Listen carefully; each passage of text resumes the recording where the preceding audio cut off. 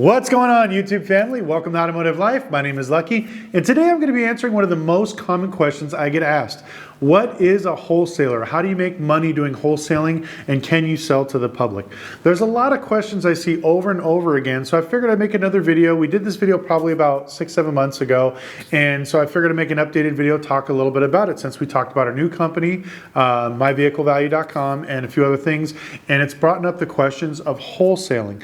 Now, before I get into the video, I need you guys to do me a huge favor and gently squeeze the like button for the YouTube algorithm. It helps me find more amazing people like yourselves that enjoy automotive content. Also, please consider subscribing. We do post 3 times a week, so make sure you click the notification bell. And once again, follow us on Instagram at automotive.life, and let's get into the video. So people ask, what is a wholesaler?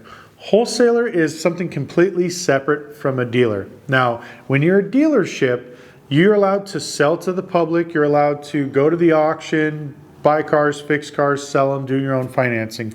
When you're a wholesaler, it is completely different. These are 2 separate licenses. So please don't get confused when you go to file your paperwork. If you want to be a dealer, file for a dealership. If you want to be a wholesaler, file for a wholesaler.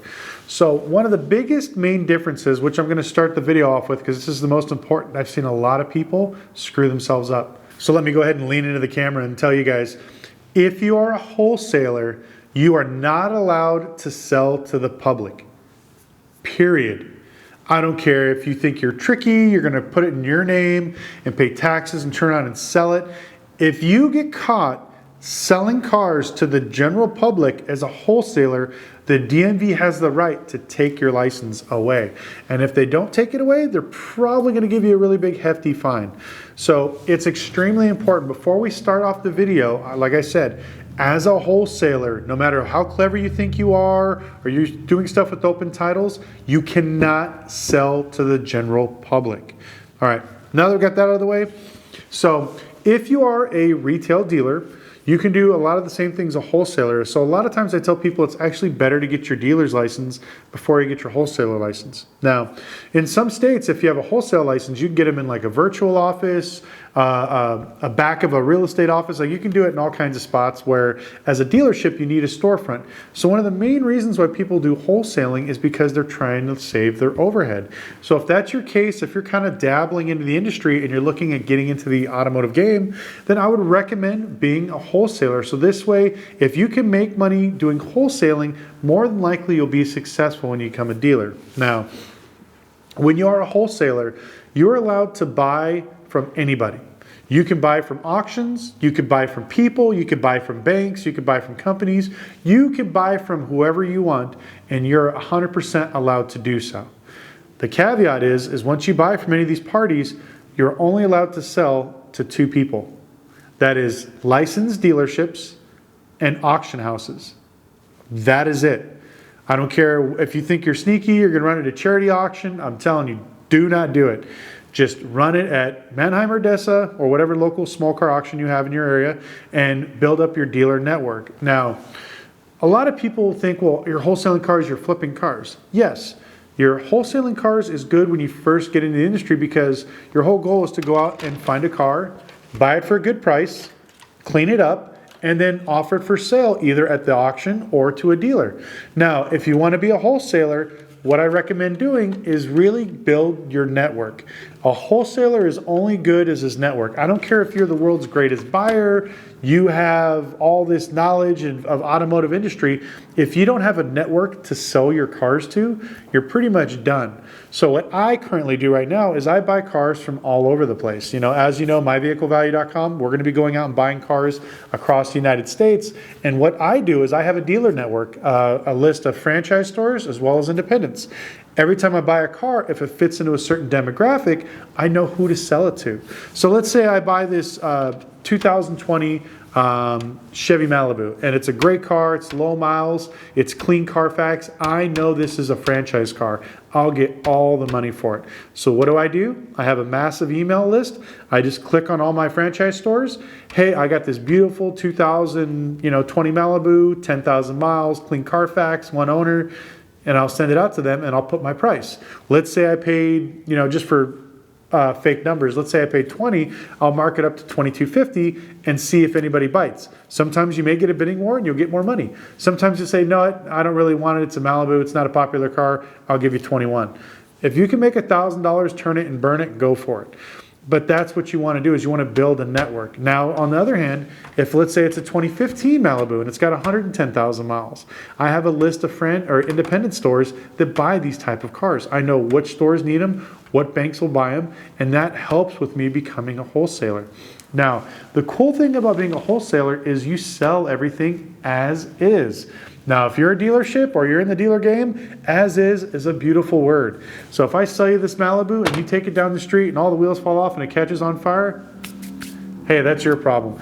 It's basically you sell it as is. Now, don't get me wrong, you don't want to sell pieces of shit, especially if you want to build a good reputation for yourself, because a lot of the wholesalers are actually scumbags. They'll Mickey Mouse everything, zip tie it, just to run it through the auction to basically blind somebody and basically take up all their money. So you don't want to be that guy. You want to build solid relationships. If the car has issues, make sure you tell your buyer, hey, look, this is a great car. You can make some money. I felt the tranny slipping a little bit, but it's not that bad. No check engine lights. Just giving you a heads up. They'll, one, they'll respect you, and two, you'll get the accurate amount of money, knowing they'll take the risk. So this way, if you say, oh, it's a great car, it's clean, it's perfect, and they get it, and 2 weeks later the tranny starts slipping, now it's your fault, you're the asshole, they're gonna want their money back, they're no longer gonna buy anything from you. So building your network and taking care of it is extremely important. Now, I do mostly to people that I know. There's a lot of wholesalers that sell directly at the auction. Their whole goal is to basically buy whatever they can for a few bucks back of wholesale or back of MMR. So if you have the Manheim app or one of my apps that I talk about all the time, which is called Laser Appraiser, you can basically go open up the door jamb. Right inside, you'll see the barcode, scan the barcode, and it'll actually tell you what market value the car is. So if this car, MMR, is, let's say, $35,000, what we want to do is offer maybe 30 or 33 or 32 and just give them a generalized price. Once you buy it, drive it straight up to the auction, try to sell it for hopefully 35. Sometimes it works this easy, sometimes it doesn't. I've bought in cars that were $5,000 back at MMR and I couldn't sell them. And I've bought in some cars that were over MMR and I still got way over MMR, especially with like Wranglers and Tacomas. People are absolutely borderline retarded when it comes to buying those cars. They pay all the money and then some. So, but this is one of the ways to start off when you start to do wholesaling. So if you want to start that realm, go out and start buying cars. You know, when everyone tells me there's no deals, you can't find anything, if you have money, and I'm not talking 5, 10 grand, I'm talking like 20, 30, 40, 50, $60,000, you can buy a lot of cars. Because right now I specialize in like cheap cars because I know they turn and burn really quickly. But when I go out and do wholesaling, I look for the 2015 and up vehicles, cars that are like 20, 30, 40, $50,000, because anything under 10 grand usually goes pretty quickly. But anything that's over $25,000, $30,000 usually sits there for a little bit longer. And it's even longer when it's over $50,000. So you can make an aggressive offer on a $65,000 car and offer him $60,000. And, you know, more than likely, he may not get a bunch of offers that week. Where if you try to make an aggressive offer on a $10,000 car, he's got 60 other people blowing up his inbox trying to get that car. So usually in our classes and how I teach people how to wholesale is we literally go on Facebook, Craigslist, we start taking the VIN numbers and we just put them in an MMR and we start seeing what the numbers are. And you will find cars that are very close to what MMR is. Then it's your job to call them up and say, hey, look, I see you have this 2018 Tahoe and you want, let's say, $40,000 for it. I'll give you $38.50, you know. And if you look and if MMR says it's $42.50 or something weird, whatever random, then you can say, okay, I'm going to adjust it for this and I know I'll make this much money on the back end. And if it's super clean, keep in mind, like I said, your network. You can actually sell it to dealers. But when you first get started off, just live and die off the MMR. Now, as a wholesaler, like I said, you're only allowed to buy, I mean, you can buy from everybody, but you can only sell to 2 people. So do not romanticize the thought of retail, because I see a lot of wholesalers get caught up. When you run the books, there's wholesale, there's MMR, and then there's retail. These are all 3 different numbers, and none of them have anything to do with the other. I see a lot of people like, well, retail on this car is $30,000, but then you look, wholesale is only 22. Why is there such a big gap? Why is there a disparity in this number? So you go out and you pay a little bit more than wholesale to buy this car because you see retail at 30, and then you get it and now you're sitting on it and you can't sell it, you can't get through it. And so don't get caught up with the retail numbers. Stick to wholesale and MMR. I like to bounce between both of those. I see what the cars are going for, and then also in MMR, you can read the market reports to see what similar cars are like yours. So if you get a fully loaded Tahoe with all the bells and whistles, leather interior, 4x4, third row seating, whatever else, and you look on MMR, and MMR was like a base LS with cloth interior, two-wheel drive, and if it's selling for $35,000 on there and you paid maybe $33,000 for yours, you're gonna make way more than $35,000 on it. You're gonna make probably closer to 40. But as you start to read the book of MMR and you learn these cars and the options, you'll get better at it. Now, another thing I'm gonna tell you that a lot of people get screwed up on is the options.